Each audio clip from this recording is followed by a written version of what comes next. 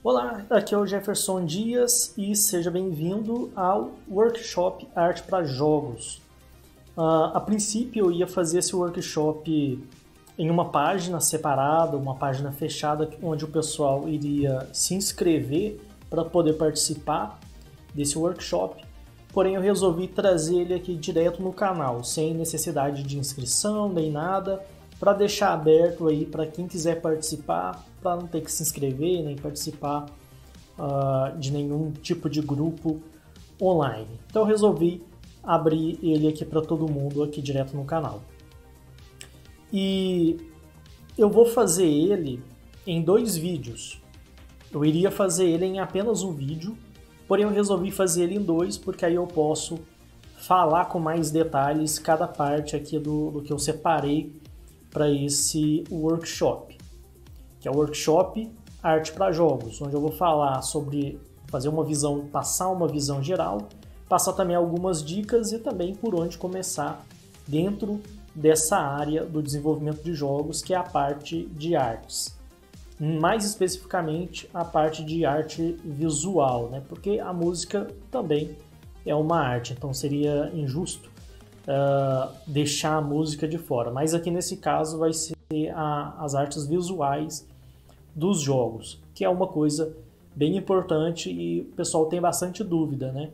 Porque tutorial de programação, cursos de programação existem aí aos montes, porém a parte de arte é onde muitas pessoas têm dúvidas. Às vezes o pessoal desenvolve boas habilidades na parte de programação, mas não consegue trabalhar tão bem na arte do jogo, e a arte tem sim a sua importância, que é o que a gente vai ver hoje. E lembrando, se inscreva no canal caso você estiver chegando agora, para você receber o próximo vídeo que vai sair desse workshop, que vai ser no dia após a publicação desse, ou seja, vai ser amanhã, caso você estiver assistindo no dia da publicação. Se você estiver assistindo depois da data da publicação, é só você entrar aí na guia de vídeos que você provavelmente vai encontrar a segunda parte desse workshop. Então, vamos lá para o nosso assunto. Primeiro, a importância das artes ou da arte visual nos jogos, que é o tema aqui desse workshop. A primeira coisa que é a primeira importância das artes dos jogos é tornar o jogo atrativo. Quando o jogo tem uma arte bonita, uma arte interessante, bem feita, o jogo naturalmente se torna mais atrativo. O pessoal tende a se interessar um pouco mais por aquele jogo. E eu percebi isso participando dos grupos de desenvolvimento de jogos.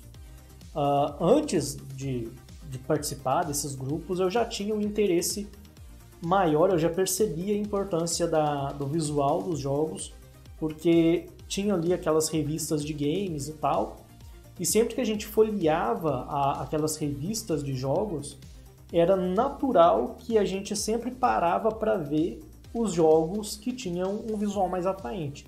Às vezes o jogo tinha um gráfico não muito bom, a gente até mudava de página rápido assim para chegar naqueles jogos que traziam um visual mais atrativo, mais interessante para os nossos olhos. E quando a gente via um jogo daquela forma, mais bonito e tal, era comum a gente parar para ler aquela matéria sobre aquele jogo. E o mesmo acontece, por exemplo, nos grupos de desenvolvimento de jogos que tem no Facebook, por exemplo. Eu faço parte desses grupos desde 2014, se eu não me engano. E de lá para cá eu sempre percebi que sempre que o pessoal posta um jogo, uma screenshot, um gameplay do jogo que a pessoa está desenvolvendo, os jogos que têm um visual mais bonito, mais bem feito, geralmente eles conseguem um engajamento maior do que os jogos que não têm um visual muito interessante. E às vezes aquele jogo que tem um gráfico bom, às vezes ele nem é melhor do que o jogo que tem um gráfico ruim. Porém, por ele ter um gráfico mais atrativo, mais interessante, ele acaba atraindo mais a atenção das pessoas. Porque a pessoa não vai ler o post ou não vai assistir o vídeo e nem experimentar o jogo antes de olhar a imagem. Nós, seres humanos, nós somos muito visuais. Então, a gente vê primeiro e depois a gente vai aprofundar naquilo. Então, vê a imagem, depois lê o post, depois baixa a demo ou vai ver do que se trata o jogo em si. Então, é normal que isso aconteça. Então, o jogo que tem um gráfico mais atrativo, ele já ganha nisso. Ele tendo um visual legal, bacana ali, ele vai atrair mais as pessoas do que um jogo que não tem um visual tão atrativo. Isso não quer dizer que seu jogo com gráfico melhor vai vender mais do que um jogo com gráfico ruim, porque depende de muitos fatores quando se trata de venda, né? Se trata da questão do marketing, se o desenvolvedor já tem uma comunidade em torno de algo que ele já trabalha, algum projeto que ele já faça, seja nos jogos ou fora dos jogos. Então esse é o primeiro ponto. Segundo ponto é função narrativa. Através do visual de um jogo, você consegue entender a história que se passa no jogo. Eu gosto de dar muito como exemplo de uso do visual mesclado ali com a narrativa, os jogos do Super Nintendo da Disney. Se você pegar ali Aladdin, Rei Leão do Super Nintendo e assistir o filme e jogar o game, você percebe a situação do jogo, a qual cena se refere a determinada fase, determinada situação do jogo, somente com base no visual. Então você vê lá uma determinada fase que tem um certo tipo de visual, certos gráficos, certa ambientação, você relaciona aquilo com o que acontece no filme. Então você consegue criar uma narrativa somente com os gráficos. É lógico que só os gráficos não é suficiente, mas a parte gráfica ajuda muito nessa questão da narrativa. Você passa a entender a história do jogo com base no visual que você enxerga, nos gráficos que você vê. Por exemplo, quando você está jogando um game e está num lugar que é mais tudo bonitinho, coloridinho e tal, a sensação que você tem é que você está num lugar mais amigável, que não tem tanto perigo nem nada. Se você chega num lugar que é mais escuro, que tem, por exemplo, uma trilha sonora mais pesada, o visual dos inimigos já mudam, você já começa a entender do que se trata aquela situação, que você está chegando num perigo ali a mais. E tudo isso somente mudando o visual do game. Sem precisar mudar mecânica, sem precisar escrever um texto explicando onde que o jogador está. O jogador ele percebe a situação do game ali pelo visual, pelo que ele enxerga, né? Tem a questão da ambientação também, que tem a ver com a narrativa, né? Os gráficos você consegue ambientar a situação do jogo. Então, se o jogo se passa numa caverna e você cria um gráfico que não se parece com uma caverna, o jogador não vai ter aquela sensação de estar dentro de uma caverna. Ou se passa num cemitério, numa montanha, numa floresta, o jogador só vai entender onde ele está se os gráficos mostrar para ele onde que o personagem se encontra. Então tem essa função de ambientação também, que está muito atrelado com essa parte da narrativa. Existe também a função de legibilidade da situação do jogo, que é algo muito importante também, que o pessoal que faz artes para jogos muitas vezes não pensa sobre isso. Ou até mesmo o desenvolvedor que compra artes de outras pessoas ou baixa assets gratuitos, não pensa na questão da legibilidade da situação do jogo. O que quer dizer isso? Por exemplo, se você pegar jogos de plataforma, principalmente jogos de plataforma das grandes empresas, jogos 2D, 3D, tanto faz, e você observar o gráfico, você percebe que é possível você identificar com uma clareza muito grande o que é background e o que é a área que o personagem pode caminhar sobre aquela área. Isso se trata da legibilidade visual do jogo. Quando o jogo, o visual do game, ele não deixa claro para o jogador onde que ele pode pisar, onde que ele pode pular, quais são os caminhos que ele pode seguir, então aquele jogo não tem uma boa legibilidade. Aí você vai, por exemplo, jogar um jogo de plataforma, você vai pular numa plataforma e depois você percebe que aquilo não é uma plataforma que está no mesmo plano do jogador, que aquilo é uma imagem de background, por exemplo. Ou seja, você prejudica o jogador por não ter feito um visual no seu jogo que seja de fácil legibilidade. Então isso também é algo muito importante quando você vai produzir artes para jogos, e o jogo, o gráfico do jogo, ele traz também essa característica, né? essa função de tornar o jogo mais legível, para que o jogador entenda onde ele pode ir, onde ele não pode ir, o que é um caminho secreto, o que não é. É muito interessante que, por exemplo, alguns jogos, sempre que tem uma passagem secreta, eles deixam um pouco mais destacado para que o jogador encontre aquilo. Porque se ele deixasse 100% camuflado aquela passagem secreta, talvez o jogador nunca fosse encontrar. Então é deixado alguns indícios ali para que o jogador entenda que ali tem algo diferente ali. Então, isso se trata de legibilidade. Tem também a importância de interpretação das mecânicas. Eu não sei se você já jogou Super Mario, seja qualquer versão, mas provavelmente você sabe como funciona o jogo, do que se trata. Suponha que você tem ali o jogo de Super Mario, você tem o Goomba, que é um inimigo, que ele até tem um formato de cogumelo, só que ele tem os olhinhos e anda de um lado para o outro. Ou seja, é um formato de cogumelo e o movimento dele é sempre de um lado para o outro. Na horizontal, sem fazer nada demais. Porém, ele é um inimigo. O jogador não pode encostar nele, porque senão ele vai morrer. Porém, no jogo também existe o cogumelo, que tem um formato de cogumelo e também se movimenta de um lado para o outro. Sempre que você libera o cogumelo, ele começa a se mover. Diferente do inimigo, o jogador deve coletar o cogumelo para ganhar vida ou fazer o Mario crescer, por exemplo.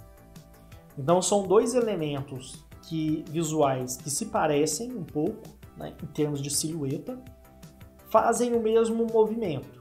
Porém, um é inimigo e o outro é algo que o jogador tem que coletar. Como que o jogador vai saber o que é o inimigo e o que é algo que ele tem que coletar? Onde que ele pode pisar, onde ele não pode pisar, porque vai ser um espinho ou um lugar que ele pode morrer, por exemplo. Pelo visual. O que difere o que vai ser algo negativo para o jogador e algo positivo para o jogador vai ser apenas a questão gráfica. Às vezes a mecânica, o movimento daquele objeto vai ser sempre o mesmo. Imagina se tanto o Goomba, que é o inimigo, quanto o cogumelo fosse blocos quadrados, sem nenhum indício do que é o inimigo, do que é algo que tem que ser coletado. Provavelmente as pessoas teriam uma grande dificuldade ao jogar, né? Na parte de interpretar a mecânica do jogo. E os gráficos, eles auxiliam nessa questão. A mesma coisa eu falei do espinho, da lava. Quando você está jogando, você vê espinhos, você sabe que você não pode pular ali. Quando você vê algo que é um fogo desenhado, você também percebe que você não pode passar por ali, que você tem que pular, desviar ou qualquer coisa. Se tudo se resumisse a blocos, a coisas simples, que o jogador não pudesse identificar, ele teria essa dificuldade de interpretação mecânica. Então o gráfico ele tem também essa função de dar ao jogador as coordenadas de onde ele pode ir, de onde ele pode pular, o que ele pode coletar, o que ele deve desviar, porque o gráfico que vai indicar o que é cada coisa. Se você vê um espinho, você não vai passar por ele, você vai desviar. Se você vê a lava, você também vai tentar passar por outro caminho ou pular para você não cair ali dentro. E o que te mostra o que é cada coisa no jogo é o gráfico. Porque um inimigo, uma plataforma, um personagem, qualquer elemento dentro do jogo sem o gráfico é apenas um objeto com funções, com comportamento e com programação. Só isso. Você só diz que algo é um inimigo, ou que algo é uma árvore, ou que você tem que pular através de um buraco ou pular de um espinho por causa dos gráficos. E mesmo quando os gráficos são extremamente simples, como jogos com gráficos minimalistas, ainda assim deve ser pensado na questão de interpretação de mecânicas. Ou seja, se tudo no jogo vai ser blocos quadrados, você vai tentar trabalhar padrões de cores diferentes que dê a entender o que é bom para o jogador e o que é ruim para o jogador ali dentro do jogo, para que o jogador tenha, nem que seja o mínimo de interpretação mecânica, seja pela forma, pelo desenho, pelas cores, ou seja lá o que for. Então os gráficos eles são mais importantes do que as pessoas às vezes consideram ser. É mais do que estético. Tem a questão estética também, de tornar o jogo atrativo, o que vai ajudar muito em questão de vendas, no marketing e tudo mais, porque chama a atenção pelos olhos, mas também tem outras funções além disso. Então, quando alguém falar que gráficos não importam dentro do jogo, no fundo, importa sim. Por mais que a pessoa não diga, quando ela vai escolher um jogo, meio que inconscientemente ela é atraída por aquilo que tem o gráfico mais bem elaborado, ela interpreta o jogo com base nos gráficos, ela entende a situação do jogo, a ambientação com base nos gráficos.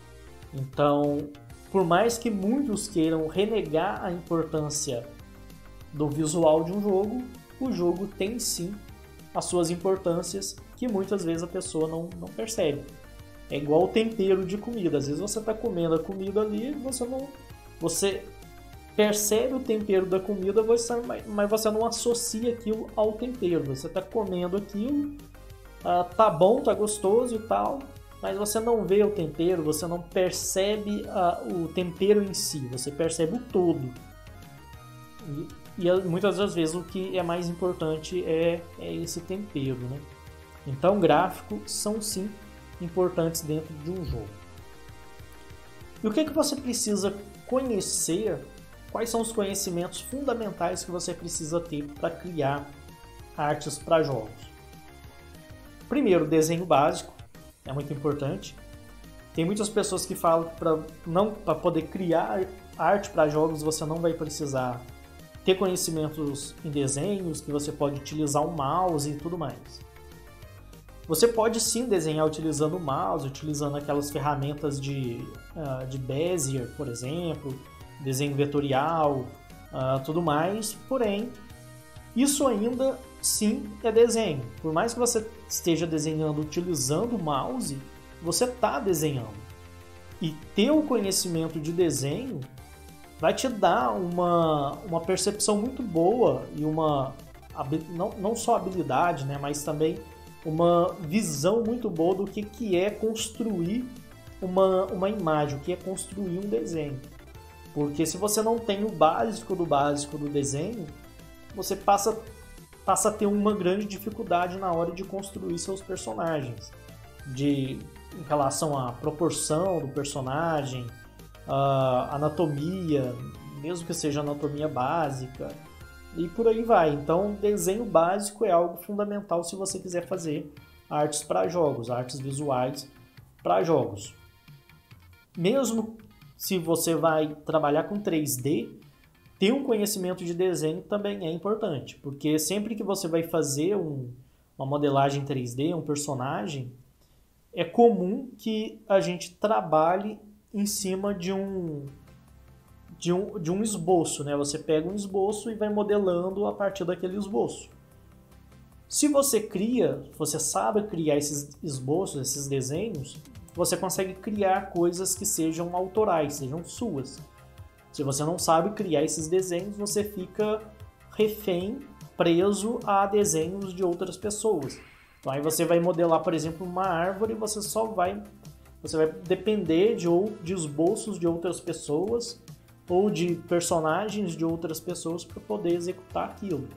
E você sabendo desenhar, você pode criar seus próprios personagens, pode criar tanto os gráficos 2D quanto as bases, os esboços, os rascunhos para fazer as artes 3D. Então, desenho básico é algo muito importante. Você não precisa ser um Leonardo da Vinci para criar arte para jogos, porém, o básico do desenho, um desenho cartoon ali, vai ser algo muito bom para você. Então, se você não sabe desenhar, eu recomendo que você aprenda a desenhar, nem que seja o básico, através de livro, tutorial, tem vários aí na internet, cursos e por aí vai. Quanto mais você estudar, mais você praticar, melhor vai ser o seu desenho. Você também precisa conhecer sobre composição visual, que é uma matéria que é estudada em basicamente tudo que se trata de visual. Você estuda composição quando você vê, né, aborda-se composição.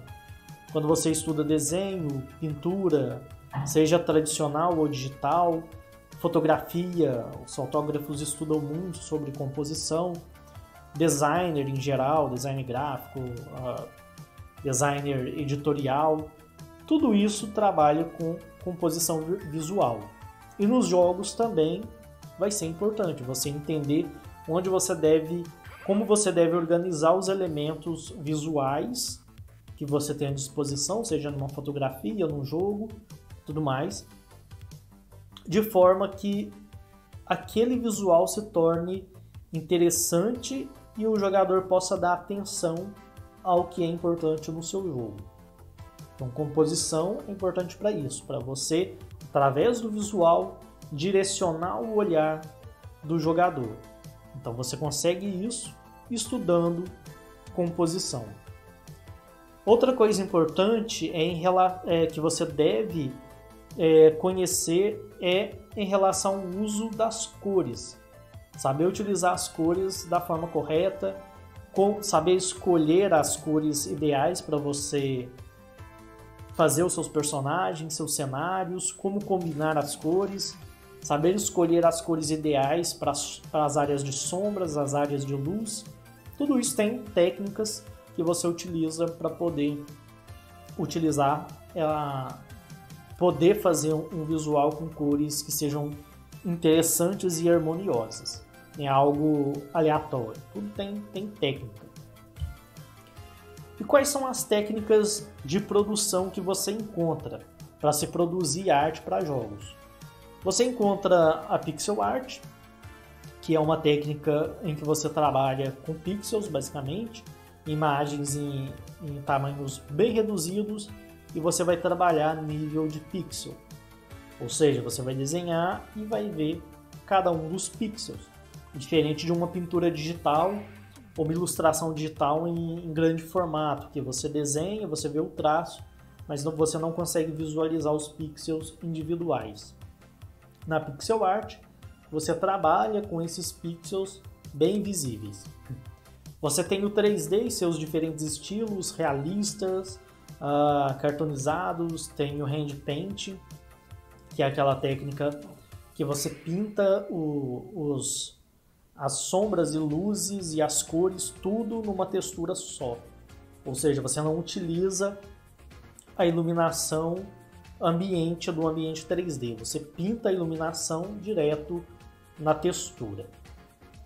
E a animação quadro a quadro, que é aquela animação tradicional, aquela técnica tradicional em que você faz vários desenhos em sequência e esses desenhos vão te dando frames que ao passar de forma rápida você tem uma animação. É uma técnica mais complexa, animação quadro a quadro não é fácil, porém a qualidade de animação 2D que você consegue com a animação quadro a quadro é muito superior a outras técnicas de animação 2D, como por exemplo a animação cutout. Então, que é o segundo que a gente tem aí, né? A animação cutout é aquela que você tem o personagem, você separa ele em pequenas peças, como se fosse uma marionete, e você anima esse boneco movimentando as partes do seu personagem. É um tipo de animação que é mais rápido de ser feito, porque você não tem que desenhar o personagem várias vezes. Você desenha uma vez e move as partes dele. Porém, as animações que você consegue com a animação cutout não são tão fluidas e dinâmicas quanto as que você consegue com uma animação quadro a quadro. Você tem também a arte tradicional, ou seja, desenho, aquarela, pintura, outras técnicas tradicionais que você pode utilizar para a produção das artes dos seus jogos. Tem, inclusive, alguns jogos, por exemplo, o Earthworm Jim, do Super Nintendo, ele utilizou a animação tradicional, quadro a quadro, feita no papel, como base para fazer os sprites lá do jogo. Ou seja, não foi feito em pixel art, foi feito desenhado, depois esse desenho foi reduzido, pintado e colocado dentro do jogo. Tem também o 3D pré-renderizado, que é a técnica em que você gera sprites 2D a partir de modelos 3D que você renderiza. Você faz uma animação em 3D e essa animação em 3D, ao invés de você exportar para a engine ou você salvar como um vídeo, por exemplo, você vai salvar como uma sequência de imagens. E essa sequência de imagens serão sprites que você importa para dentro da engine e usa como gráficos. Só que ao invés de serem desenhados, eles foram produzidos a partir do 3D. Existe também a rotoscópia, que é uma técnica em que você faz animação 2D por cima de uma pintura, não, por cima de uma filmagem ou por cima de uma animação 3D. Então você filma ali a pessoa andando, você separa ali os quadros da animação, então você vai ter vários fotogramas, e aí você vai desenhar por cima a sua imagem 2D por cima dessa filmagem. Pode ser feito também utilizando 3D, né? Ao invés de você filmar uma pessoa, você faz uma animação 3D e desenha por cima dessa animação 3D. Uma técnica bem interessante também. É uma técnica que foi usada no cinema também. Existem alguns filmes, longa-metragens, que foram feitos utilizando a rotoscópia.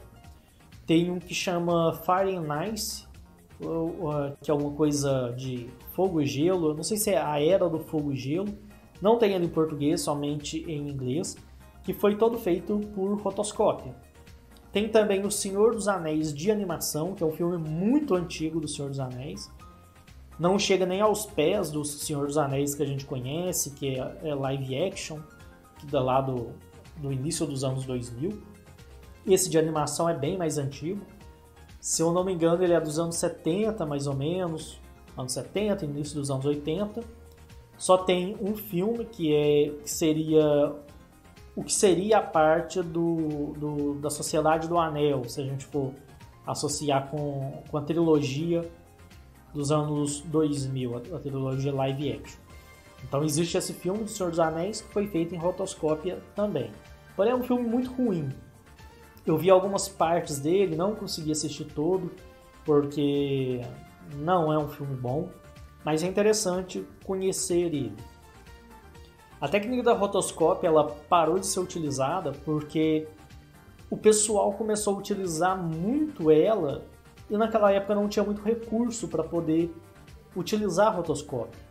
As câmeras eram ruins, não tinha uma resolução boa, e aí você tinha que revelar as imagens, desenhar no lápis por cima, e o resultado não era assim o melhor que podia se tirar da técnica. Com o meio digital é mais fácil, porque hoje todo celular tem uma câmera com uma resolução boa e você pode pegar essa filmagem, jogar direto para o computador, utilizar uma mesa digitalizadora e desenhar digitalmente.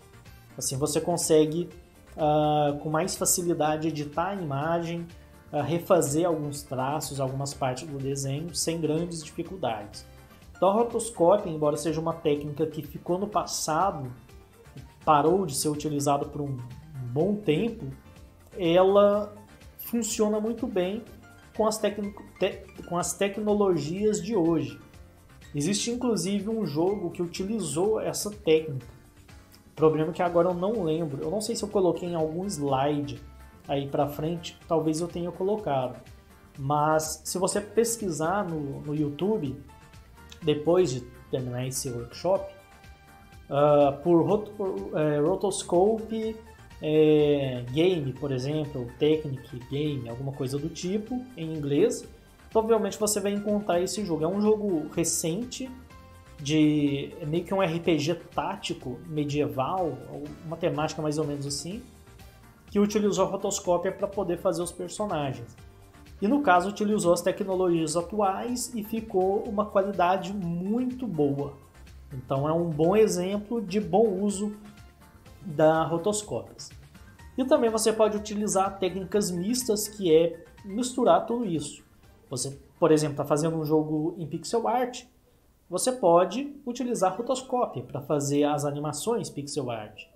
Ou, quem sabe, utilizar o 3D pré-renderizado para fazer pixel art. Eu, inclusive, aqui no canal Indie Power, tem alguns vídeos onde eu ensino, por exemplo, fazer pixel art através de uma modelagem 3D, renderiza o 3D, aplica alguns filtros na imagem, reduz a imagem e depois aquilo vai aos poucos se transformando numa pixel art. Precisa ter um trabalho por cima, pintar por cima e tudo mais, mas você economiza muito tempo fazendo isso. Ou até mesmo pegar uma fotografia, transformar ela em pixel art, trabalhar ali por cima, alterar as cores, também é uma técnica. Ou seja, você pode mesclar essas técnicas para você chegar no resultado que você quer. Aqui eu tenho algumas imagens de como eu fiz alguns gráficos dos meus jogos. Também eu vou mostrar de alguns outros jogos. Mas aqui, por exemplo, é do jogo Hell's Gate Slide Puzzle, que está na Steam. É um jogo de quebra-cabeça, bem simples. E essa moldura que você vê aí, que tem esses tijolinhos, essas caveiras, esse gárgula, foi feito primeiro em 3D, como você pode ver na imagem da esquerda, renderizado, foi feito um processo de retrabalho em cima da imagem, de colorização digital, foi pintado manualmente algumas texturas, manualmente que eu falo com a mesa digitalizadora, ou seja, foi feito com a mão, mas digitalmente. Foi colocado algumas imagens como esse gárgula, que é uma fotografia e não uma pintura digital e nem um 3D. Cadê o outro slide aqui? Aqui um jogo que eu estou fazendo também, ele seria... ele é o novo Hard Rock Pinball. Eu tenho o Hard Rock Pinball publicado na Steam e essa vai ser a nova versão dele. Provavelmente vai ser o Hard Rock Pinball 2. Eu ia utilizar essa versão para atualizar a versão 1, porém como são jogos muito diferentes um do outro, eu acho melhor fazer ele como o Hard Rock Pinball 2, já que ele seguiu uma linha totalmente diferente do atual. Eu utilizei para fazer basicamente 3D pré-renderizado e pintura digital. É um jogo totalmente 2D. Porém, os gráficos, essa mesa que você está vendo aí, que é a mesa de pinball, ela foi feita toda no Blender, como você pode ver na imagem da esquerda. Então eu fiz no Blender, coloquei a câmera para visualizar de cima da mesa, Renderizei por camadas, então eu renderizei, por exemplo, o playfield, que é essa imagem do fundo. Depois renderizei as paredinhas do pinball. Depois os prédios, as rampas, tudo mais. Joguei pro Photoshop não, pro Krita, que eu uso atualmente o Krita. Fiz algumas pinturas por cima dessa imagem. Eu utilizei tanto o Krita quanto o Blender para fazer tudo isso aqui. Por exemplo, a imagem do playfield, algumas pinturas digitais, algumas ilustrações foram feitas no Krita. Como por exemplo aí que você vê na imagem da direita, tem uma banda tocando e ali no fundo tem um baterista. O baterista nem tem a pintura ainda, ele tá só o desenho, ainda inacabado, falta bastante desenhos ali no playfield. Então foi feito no Krita. Aí eu joguei pro Blender para ficar ali como fundo do playfield. Renderizei isso tudo em camadas separadas. E aí eu joguei para a engine. Nessa versão aí que está à direita, tinha sido feito na engine GDevelop. Tem até alguns efeitos de iluminação aí que a GDevelop oferece. Porém eu passei a refazer ele no Game Maker, por questões de facilidade com integração com a Steam. Depois, quem sabe, eu falo disso mais para frente em outro vídeo. Mas aí é um exemplo que eu mesmo utilizei do uso da técnica do 3D pré-renderizado, misturado ali com pintura digital, para poder chegar no resultado que a gente tem aí à direita. Aqui temos imagens do meu jogo Button Soccer League, que é um jogo de futebol de botão para ser jogado por duas pessoas localmente ou remotamente via Steam. O jogo está na Steam também. Eu vou deixar os links dos jogos todos aí na descrição, para caso você tenha interesse. Ele também foi feito com 3D pré-renderizado. Eu pintei as texturas e tal, algumas ilustrações no Krita e joguei ali pro Blender. Dentro do Blender eu montei a composição, igual você vê aí à esquerda o campo, né? O campo de jogo com os gols, com essas... eu não sei como é que chama isso, mas são essas propagandas que ficam aí do lado, que eu deixei tudo amarelinho mesmo. E aí o fundo seria como se fosse a mesa ou o chão em que os jogadores estão jogando.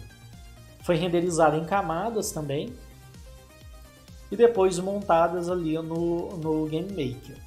É um jogo 2D, porém os gráficos foram feitos a partir do 3D. Foi feito em camada para, por exemplo, quando os botões estão em cima da mesa, nas áreas centrais da mesa, eles ficam por cima. Porém, se esses botões forem lá para o fundo do gol, por exemplo, eles não podem ficar em cima da imagem. Eles têm que ficar em cima do fundo da imagem, que é o gramado, por exemplo. Porém, eles têm que ficar por baixo do gol. Então foi trabalhado em camadas para eu conseguir fazer esse efeito de profundidade. Para parecer que os botões do jogo e a bolinha que fica no game estão por cima desse fundo, que seria o gramado, porém estão por baixo tanto das sombras do gol, que você vê ali na imagem da direita, quanto por baixo do próprio gol. Então ele fica numa camada intermediária, que você tem o gol e as sombras, aqui você tem a mesa. E aqui você tem a camada que fica a bolinha e os botões. Aqui eu tenho um exemplo do pôster do Hell's Gate Slide Puzzle. E esse pôster ele também foi utilizado muitas técnicas, porque quando a gente fala de arte para jogos, a gente tem vários setores que utilizam as artes visuais dentro de um jogo. Eu vou falar inclusive mais no segundo vídeo desse workshop. Mas quando se fala de arte para jogos, a gente também tem que pensar no material promocional, como pôster, menus e por aí vai. E aqui eu tenho o pôster do jogo. que eu fiz para montar esse pôster? Você tem ali a base, ali embaixo, na parte inferior do pôster. Tem como se fosse o quebra-cabeça e tem um homem arrastando o quebra-cabeça. É como se fossem grandes blocos que a pessoa está arrastando, porque o conceito do jogo é como se você estivesse lá no inferno arrastando blocos para poder solucionar esses puzzles. Então são blocos pesados que você arrasta. Para fazer esse pôster, primeiro eu fiz uma renderização. Eu alterei o posicionamento da câmera daquela imagem. Você vê aqui, ó, que é essa imagem da esquerda, que é a moldura, né, do quebra-cabeça. Eu coloquei ela ali, a moldura. Coloquei um bonequinho ali para ser o ser humano que arrasta. E alterei o posicionamento da câmera. Renderizei aquilo, joguei para o Krita, fiz uma colorização digital por cima dessa renderização. Aí eu tive aquele resultado ali da parte de baixo, com aqueles efeitos e tudo mais, pintei os efeitos de iluminação. Depois eu desenhei esse demônio que está aí em cima, então foi desenhado manualmente. Então aí já entra outra técnica, que é o desenho manual. No caso do fogo que tem aí, separando a parte de cima do pôster e a parte de baixo, foi utilizada imagem de fogo. Eu peguei várias imagens de fogo, coloquei elas ali, juntei tudo e fiz algumas alterações da imagem para que ela tivesse esse efeito, né? Porque se você vê no meio é mais fino, nas bordas é mais grosso. É como se tivesse um arredondado no fogo. Então isso foi feito manipulando a imagem.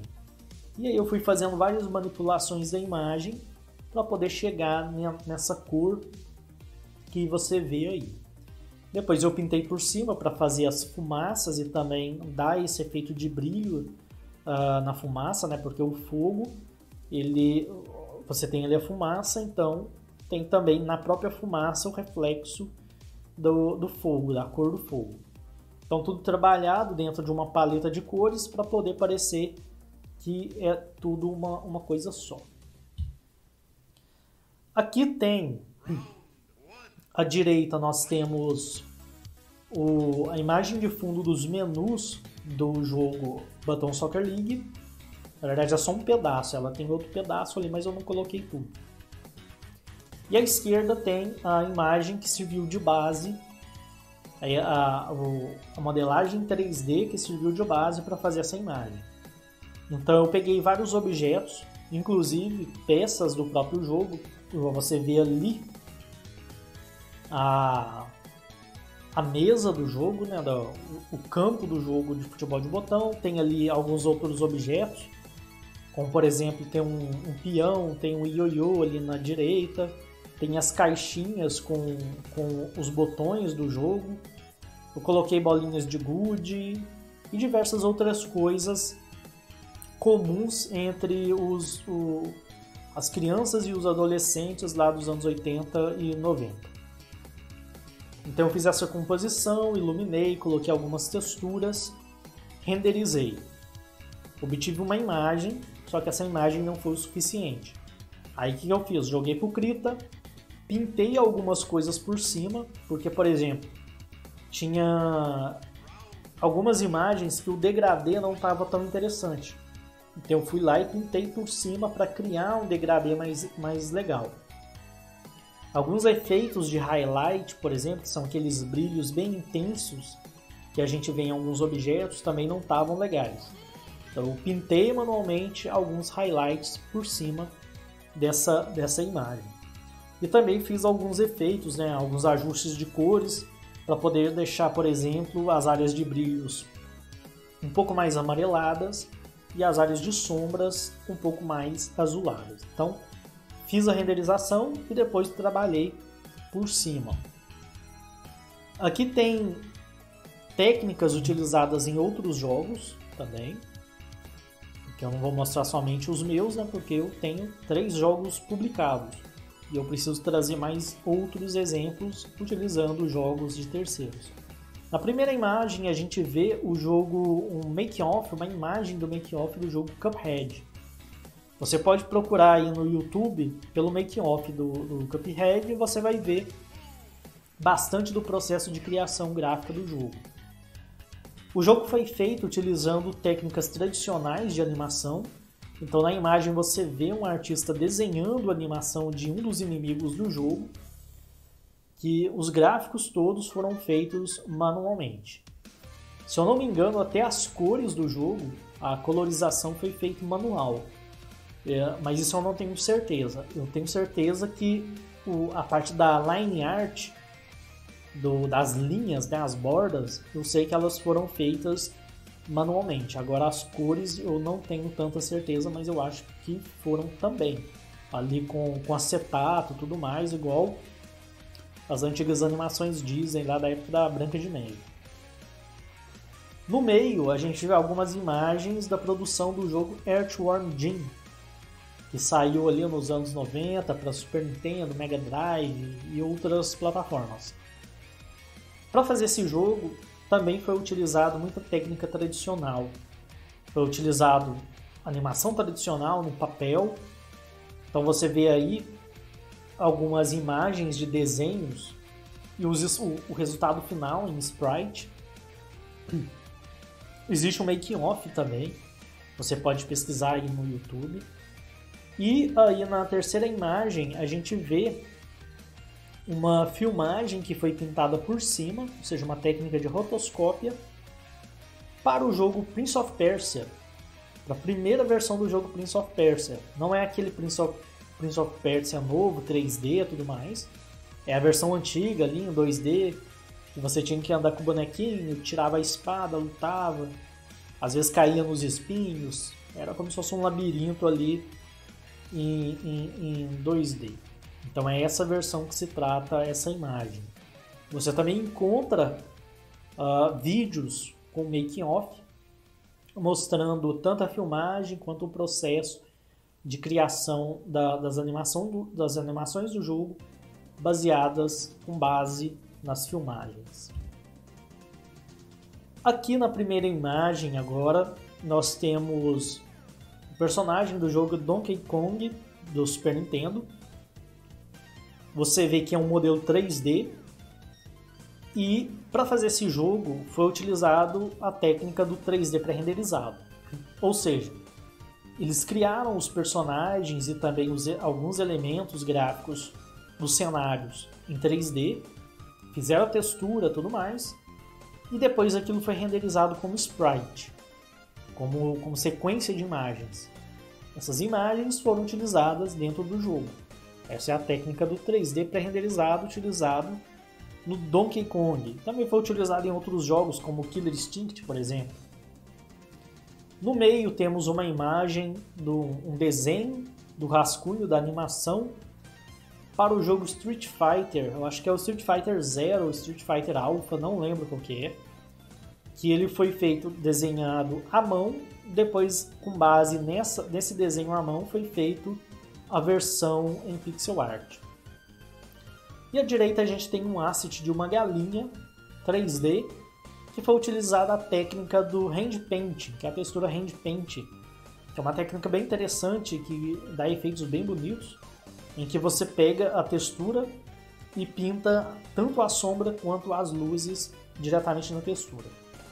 Então, por exemplo, essa sombra aí da barriga da galinha, ou do bico, do rosto dela, assim como as luzes e esses efeitos de textura, elas não são resultados de um ambiente iluminado, elas são resultados de uma pintura sobre a textura. Então, se você tem um ambiente 3D e tem esse objeto lá e você tira a luz, ou muda a luz de posição, a iluminação vai permanecer essa. Porque quando você trabalha a técnica do hand paint, você trabalha o objeto de tal forma que ele não receba influência da iluminação do ambiente 3D. Você pinta as cores, as sombras, as iluminações, efeitos de brilho, tudo direto na textura, para que você não precise utilizar a iluminação ambiente. Isso é feito para reduzir o processamento e por esse motivo é muito utilizado em jogos mobile. Bom, então é isso aí, chegamos aqui ao final dessa primeira parte do workshop. Eu acredito que essa vai ser a maior parte, né, que o próximo vídeo vai ser bem menor do que esse. Se você curtiu essa primeira parte, então curta o vídeo, comente as suas dúvidas que você tem aí, deixe também suas sugestões de próximos workshops, por exemplo, ou de coisas que experiências que você queira compartilhar e trazer aí para o pessoal que está acompanhando. Compartilhe com seus amigos que desenvolvem jogos ou que trabalham com arte, que gosta de desenhar, porque quando se trata de games não é só para programadores. O pessoal acha que fazer jogos é só para programadores, não é. Tem os programadores, mas também tem os artistas. Então, o pessoal que desenha, que trabalha com artes visuais, que é pintor, por exemplo, artes digitais tradicionais, eles podem também entrar para o processo de produção de jogos. Então, compartilhe com essas pessoas também. E se inscreva no canal, caso você esteja chegando agora, para você acompanhar o próximo vídeo desse workshop, a segunda parte, e também acompanhar outros vídeos que serão publicados aqui. Bom, então é isso aí, espero que você tenha gostado e amanhã volto aqui com a segunda parte. Então é isso aí, nos vemos na próxima. Até mais!